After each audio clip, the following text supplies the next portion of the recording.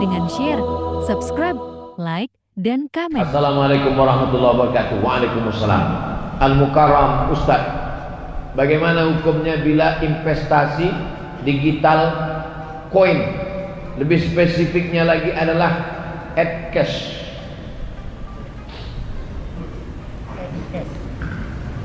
Dulu awal-awalnya jual belinya, bapak punya padi, saya punya ikan. Ikannya ditukar dengan padi. Kamu mau ikan ini tukar dengan padi? Mau. Karena nggak mungkin dia makan beras nggak pakai ikan. Saya pun nggak mungkin makan ikan nggak pakai nasi. Maka kita tukarlah. Ikan saya bagi 2, beras kamu bagi. Akhirnya setuju. Maka jual beli ini disebut dengan barter, bukan barcode. Ini yang paling tua, namanya barter. Kemudian maju lagi dari Yunani ada logam yang dicetak bulat-bulat, namanya dinar. Orang Yunani menyebutnya dinar. Sampai ke kota Makkah, sampai ke kota Madinah, dia disebut sebagai dinar. Tidak lagi pakai barter.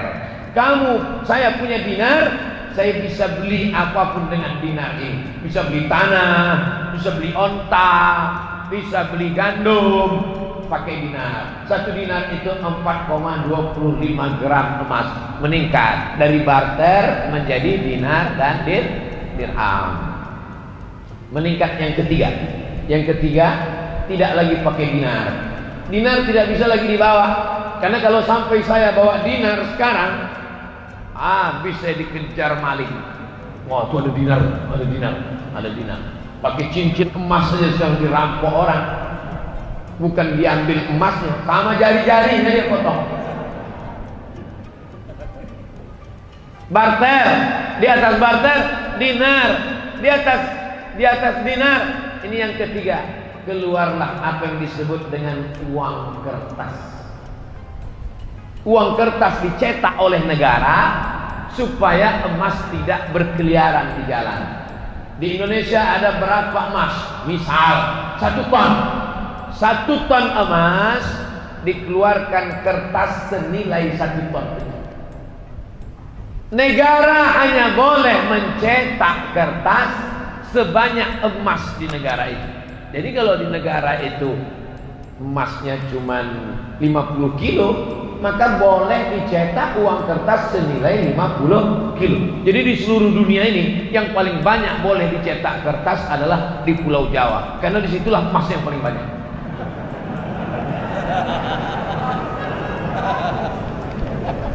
Lalu kemudian Amerika mencetak kertas lebih banyak dari emas yang ada di negara.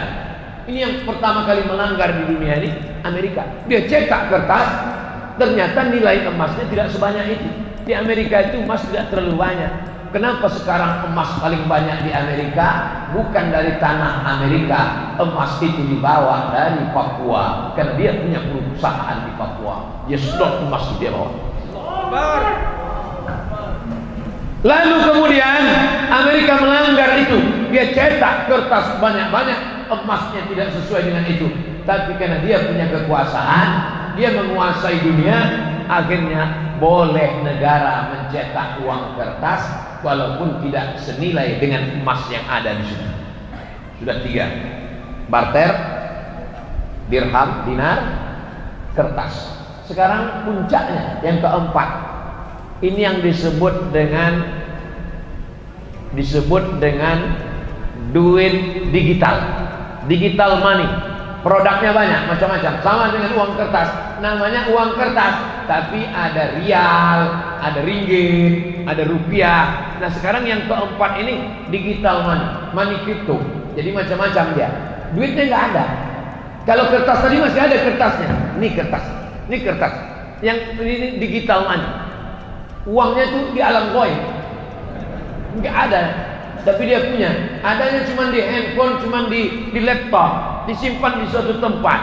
Maka kesepakatan pertemuan ulama di Universitas Darussalam Gontor Ponorogo, ketemulah di situ pakar-pakar ekonomi Islam. Kesepakatannya dua.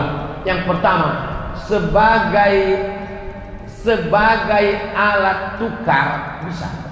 Sebagai alat tukar. Misalnya saya mau jual mobil saya. Datang jamaah dari Masjid Jami Al Mukarramah. Ustaz Somad, ya, saya mau beli mobil Ustaz. Mana uangnya? Uangnya di alam gaib Ustaz. Saya pakai uang digital sebagai alat tukar. Kalau saya mau, boleh. Saya terima uang digital kamu, ini kirim ke sini, saya simpan di akun ini, boleh sebagai alat tukar. Tapi sebagai alat investasi sebaiknya tidak. Kenapa sebaiknya tidak? Karena nilainya tidak stabil. Uang kertas saja pun nilainya tidak stabil. Uang kertas mengalami resesi. Uang kertas mengalami apa yang disebut dengan nilainya tak sama, jatuh. Harga kambing zaman Nabi dengan zaman sekarang pakai uang dinar sama, karena emas itu stabil. Makanya orang sekarang berbondong-bondong menyimpan emas. Emas tetap naik. Emas dulu 1 gram 500.000, sekarang emas sudah 1 juta. Nanti berganti zaman, berganti sedangkan uang. Makanya kalau ada orang pinjam uang, saya pinjam uang kamu 100.000 tahun 2020, dibayar tahun 2030 dengan 100.000, mau apa enggak? Saya enggak mau, karena dalam 10 tahun itu terjadi inflasi, nilai uang itu jatuh. Tapi kalau emas tidak jatuh, emas stabil. Nah, jadi ada satu usaha mau mengembalikan umat Islam ini kembali pakai emas, pakai mata uang emas. Kalau Eropa bisa pakai satu mata uang euro, umat Islam juga bisa pakai mata uang emas, dinar. Bisa atau tidak bisa? Bisa. Tapi umat yang paling bisa disatukan itu umat Islam. Tuhannya berapa? Satu. Qul huwallahu ahad. Nabinya berapa? Satu. Asyhadu anna Muhammadan Rasulullah. Kiblatnya berapa? Satu. Orang Islam sholat arahnya di dunia ini cuma satu. Tapi yang paling sulit disatukan umat Islam. Subuh aja udah mulai. Satu pakai kunut, satu enggak kunut. Satu pakai usoni, satu enggak. Yang satu telunjuknya gini, yang satu gini. Betul. Makanya kita jaga persatuan. Masalah sepele-sepele ini jangan sampai merusak persatuan. Kesimpulannya, money crypto, uang digital sebagai alat tukar oke, tapi sebagai investasi. Kalau beberapa pemain money crypto kehilangan uang. Bapak Ibu ikut tak berita? Si Fulan artis terkenal kehilangan uang digital karena kehilangan karena sebagai alat investasi. Nah, ini. Paham?